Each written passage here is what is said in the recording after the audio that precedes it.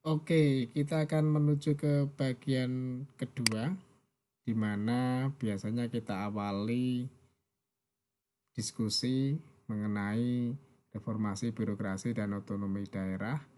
Dan ilustrasi ini menjadi topik untuk diskusi kita. Ini adalah diilustrasikan, diibaratkannya adalah sebuah kue besar begitu yang bernama APBD.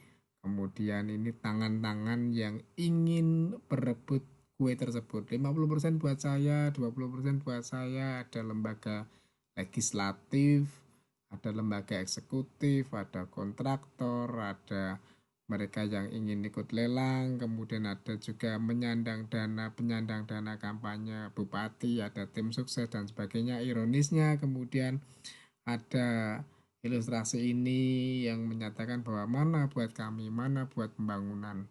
Ini menjadi refleksi kita bersama. Kalau saya boleh memberikan sedikit tips atau saran Bapak Ibu, coba kalau ada waktu silahkan dilihat tentang APBD di Kabupaten Gunung Kidul, berapa sih sebenarnya anggaran di tahun ini begitu, kemudian berapa yang memang untuk pembangunan secara real dan berapa persen diantaranya yang untuk belanja tetap seperti misalnya membayar gaji pegawai, membayar gaji PNS, gaji bupati sampai gaji anggota dewan. Kira-kira apakah porsi untuk belanja kebutuhan pembangunan dengan belanja rutin itu lebih besar yang mana? Nanti Anda bisa melihat sendiri. Apakah ini ilustrasi ini benar atau salah untuk di Kabupaten Gunung Kidul?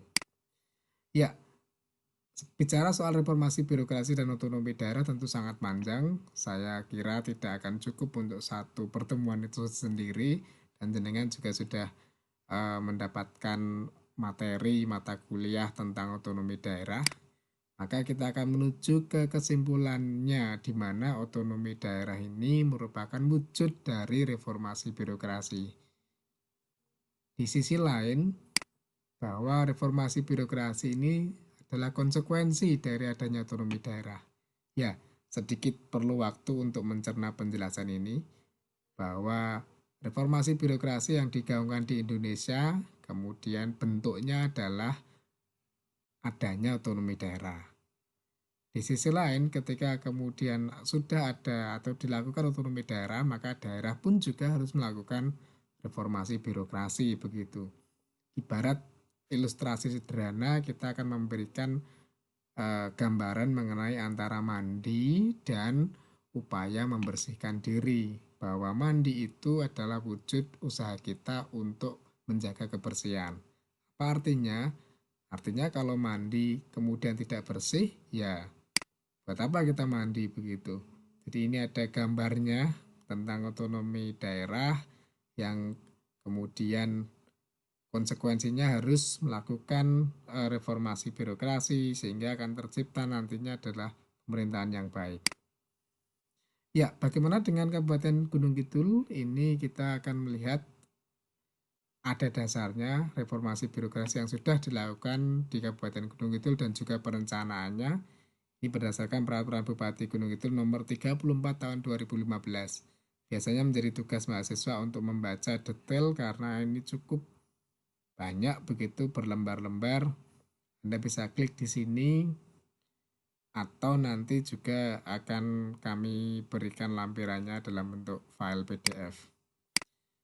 Apa yang ada di sana sekilas yang isinya adalah hal-hal yang sudah dicapai di Kabupaten Gunung Kidul, kemudian apa yang harus diperbaiki, kebutuhan tentang pemangku kepentingan yang ada di sana, permasalahan apa sih di pemerintah daerah Gunung Kidul, kemudian juga apa yang menjadi fokus perubahan reformasi birokrasi, serta rencana aksi reformasi birokrasi pemerintah di tahun 2015 sampai 2019. Sudah berlangsung setahun yang lalu, artinya ini sekarang tahun 2020. Sebagai update informasi, kalian bisa searching di Google, salah satunya saya dapatkan ini bahwa berdasarkan hasil evaluasi Di 30 Desember 2019, Indeks Reformasi Birokrasi Kabupaten Gunung Kidul tahun 2019 ini adalah 65,55. Masih dalam kategori B begitu. Meskipun demikian ini sudah meningkat dari tahun 2018. Sampai detik ini setidaknya saya berusaha mencari mengenai roadmap reformasi birokrasi di tahun 2020 ini menuju 2025, tapi sepertinya belum didapatkan begitu. Artinya sepertinya Gunung Kidul belum ada rencana untuk itu. Nanti mungkin jenengan lebih tahu dari saya, bisa dicari informasinya begitu.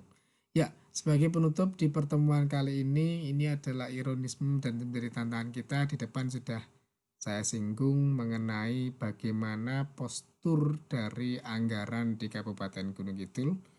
Ini saya dapatkan dari berbagai media online begitu, bahwa gaji dan tunjangan anggota DPRD di Gunung Kidul ini sampai tembus ke 34 juta per bulan. Cukup besar begitu ya. Kemudian di sisi lain ini juga faktanya bahwa 2014 ini sudah cair 23 juta begitu. Padahal yang bersangkutan ada dalam tahanan. Kemudian Anda kalau lihat di sisi lain juga bahwa ini 2019, nanti update 2020, dan saya sarankan untuk mencari berapakah upah minimum provinsi. Ternyata upah minimumnya UMK-nya di Gunung Kidul adalah yang paling rendah. Kemudian ada juga ini BPS di Gunung Kidul mencatat penduduk miskin Gunung Kidul itu 2017 segini, di mana ini meskipun menurun tetapi menjadi 17%, padahal di rata-rata miskin di DIY ini adalah 12%. Bahkan di tingkat nasional rata-rata penduduk miskin ada di angka 11%. Artinya apa? Di tingkat nasional DIY termasuk provinsi yang miskin, di tingkat DIY Gunung Kidul juga termasuk yang paling miskin begitu. Ya, ada juga hal yang ironis ini, bahwa tentu kita tahu ya, salah satunya adalah tentang anggota DPRD di Gunung Kidul yang rame-rame masuk penjara, bahkan ketika yang bersangkutan sudah purna tidak menjadi anggota DPRD. Ada juga informasi tentang gembar-gembor meledaknya pariwisata Gunung Kidul. Apakah memang benar bahwa kemudian pariwisata di Gunung Kidul ini benar-benar mengangkat ekonominya, kesejahteraan warganya, sedangkan ada 3 kecamatan di Gunung Kidul yang masuk kategori miskin. Mana saja, monggo dan cari. Apa Saptosari menjadi paling tidak sejahtera? Kalau dilihat Saptosari ini termasuk pantai selatan atau tidak? Apakah juga pariwisata berkembang atau tidak? Silakan dicari lebih lanjut mengenai informasi tersebut. Ini juga 2019 Gunung Kidul digelontori dana desa sekian miliar. Kemudian pendapatan wisata Gunung Kidul ditarget 28 miliar di 2019.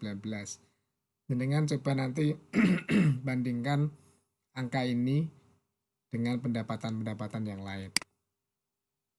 Apakah ini cukup besar untuk APBD di Gunung Kidul? Apakah memang kemudian dikatakan objek wisata pantai menyumbang terbesar PAD-nya?